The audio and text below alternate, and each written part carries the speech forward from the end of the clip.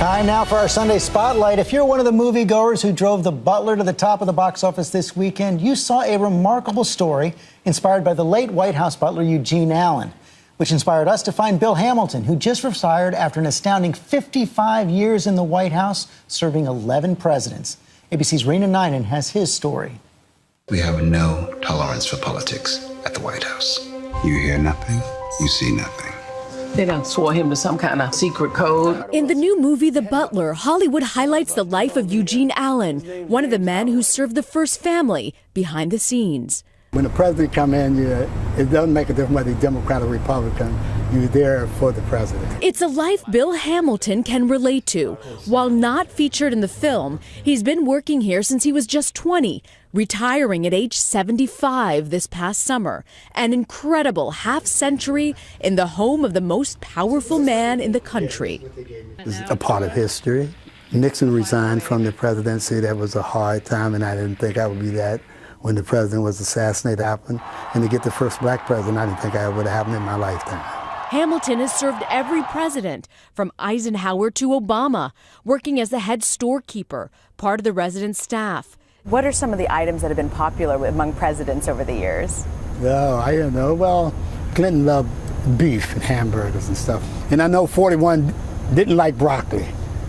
Broccoli could not be served at the White House. And Mrs. Reagan, she loved calf liver. Small moments. And then there were significant ones, too. March on Washington, Martin Luther King. They say, we can't go out there, you're going to lose your job. I said, you won't lose your job. So I went out to listen to his speech. It was really, really thrilling.